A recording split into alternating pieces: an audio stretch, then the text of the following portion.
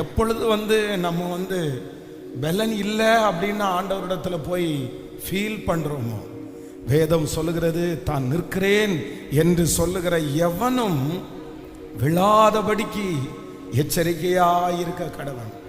So ஆண்டவருடைய பிள்ளைகளுடைய வாழ்க்கையில் எல்லாத்தையுமே நம்மளால சாதிக்க முடியும் அப்படின்னு நம்ம நின்ற முடியாது. சில நேரத்தில் நம்முடைய வாய் பலத்தால் முடிஞ்சிரும் அப்படின்னு நம்ம நினைக்கலாம். கிடையவே கிடையாது. ரொம்ப ஜாக்கிரதையாக இருக்கணும்.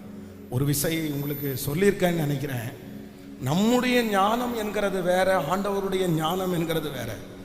ஸோ இன்னொருத்தருடைய வாழ்க்கையில் சக்சஸ் ஆயிருச்சு அப்படின்றதுக்காக அதை வச்சு அதே மாதிரி நான் பண்ணுனா சக்சஸ் ஆகும் நம்ம நினைக்கவே கூடாது. ஒரு கணவனார் பயங்கரமான குடிகாரராக இருந்து ஆண்டவரை தெரிஞ்ச பையன்தான், ஆண்டவரை அறிஞ்ச பையன்தான், ஆனால் பயங்கரமான ஒரு குடிகாரன். ஆண்டவருக்கு பயப்படுகிற பயம் இருக்குது. சர்ச்சுக்கு வருவான், எல்லாம் வருவான், ஆனால் என்னன்னா ஒரு குடிகாரன். அப்போ அவங்க ஒரு பக்கத்து வீட்டில் போய் கேட்குறாங்க, உங்கள் கணவனாரும் குடிகாரராக தானே இருந்தாங்க, நீங்கள் எப்படி அவரை மாற்றுனீங்க அப்படின்னு சொன்ன உடனே அவங்க என்ன சொல்கிறாங்க அப்படின்னு சொன்னால், எனக்கு பிசாசு பிடிச்சிருச்சு, எனக்கு பிசாசு பிடிச்சதுல தான் என் கணவனார் இவ்வளவு இதுவாக மாறினாரு. எனக்கு பிசாசு பிடிச்ச உடனே கொண்டு போய் சர்ச்சில் கொண்டு போய் அந்த பிசாசு ஓடுனதை பார்த்து அவர் ஒப்பு கொடுத்து அவர் அப்புறம் ஆண்டவரை தேட ஆரம்பிச்சாரு. சொன்ன உடனே இவங்க மனசுக்குள்ள பிசாசு ஒரு தேவையில்லாத ஒரு விதையை ஒன்று போடுறான். என்ன போடுறான்னா, ஸோ அப்போ நம்முடைய கணவனாரையும் ஆண்டவருக்குள்ள நடத்தணும்னா நமக்கு பிசாசு பிடிச்சது மாதிரி நடித்தோன்னு சொன்னால், இவர் நமக்காக அந்த சர்ச்சுக்கு ஒப்பு கொடுத்து அந்த மாதிரி ஆவான்னு சொல்லிட்டு அவர் இந்த பொண்ணு பிசாசு பிடிச்சது மாதிரி நைட்டு அப்படியே சத்தம் போடுது, குதிக்குது, திட்டுது, எல்லாத்தையும் தூக்கி விசிறடிக்குது. உடனே இவர் பயந்துட்டார். அவ்வளோதான், இவளுக்கு பிசாசு பிடிச்சிருச்சு போல அப்படின்னு நினச்சிட்டு உடனே அந்த நைட்டே எனக்கு ஃபோன் பண்ணார், இந்த மாதிரி இவளுக்கு பிசாசு அப்படின்னு. உடனே சரி நீங்கள் கூட்டிகிட்டு வாங்க அப்படின்னு சொல்லியாச்சு. கூட்டிகிட்டு இங்கே வந்தால் ரொம்ப நேரம் நான் ஜோம் பண்ணிகிட்டே இருக்கிறேன். அப்படியே ஜோம் பண்ண உடனே எனக்கும் அது அப்படியே தத்துருவமாக ஒரு டெவில்ஸ், ஒரு ஸ்பிரிட் எப்படி அட்டாக் ஆனால் ஒருத்தங்க நடந்துவாங்களோ அந்த மாதிரி அவங்க நடந்துக்கிறாங்க.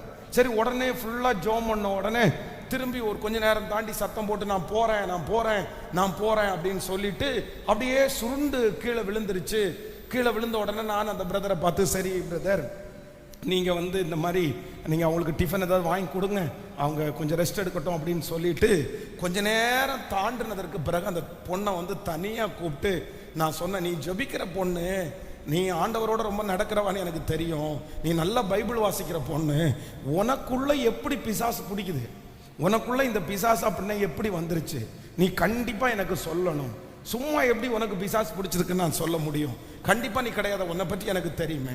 உடனே அந்த புள்ள சாரி, என்னை தயவு செய்து என்னை மன்னிச்சுக்குங்க, நான் இவரை மாத்துறதுக்கு என்னென்னமோ முயற்சி எடுத்தேன், ஆனால் முடியவே இல்லை.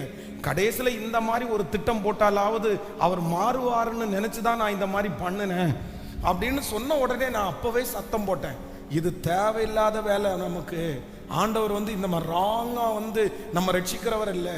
யாரோ ஒருத்தர் சொல்றதை கேட்டுட்டு நீ எப்படி இப்படி பண்ணலாம், ஆண்டவரிடத்துல மன்னிப்பு கேளு அப்படின்னு கேட்க சொன்னேன்.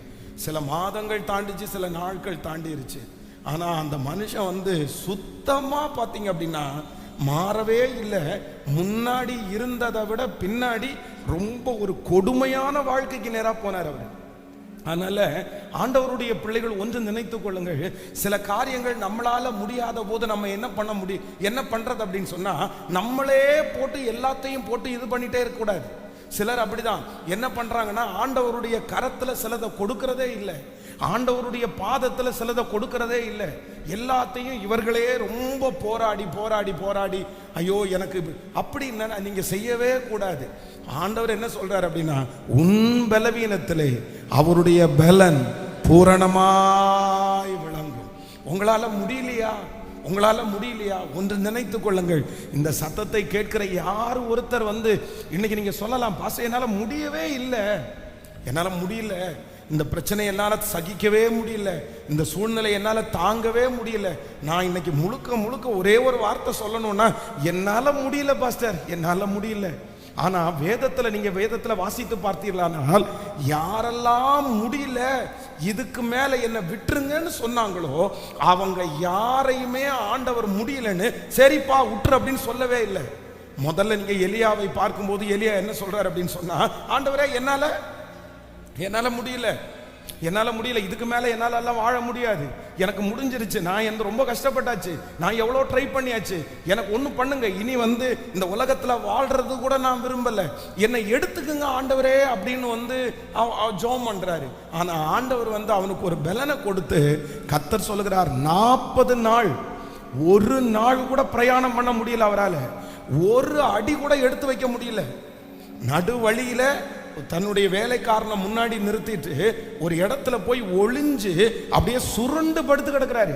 ஆண்டவரே என்னால ஒரு அடி கூட நகர்த்த முடியாது, நான் எங்கேயுமே போக மாட்டேன், இதுக்கு மேல நடக்கிறதுக்கு எனக்கு பலனே இல்லைன்றாரு. ஆனா பலனே இல்லைன்னு முடியலன்னு சொன்ன அந்த ஊழியக்காரனை கர்த்தர் 40 நாட்கள் இரவும் பகலும் ஓரேபி என்னும் பர்வதம் மட்டும் கர்த்தர் நடக்க பண்ணி இருக்கிறார்.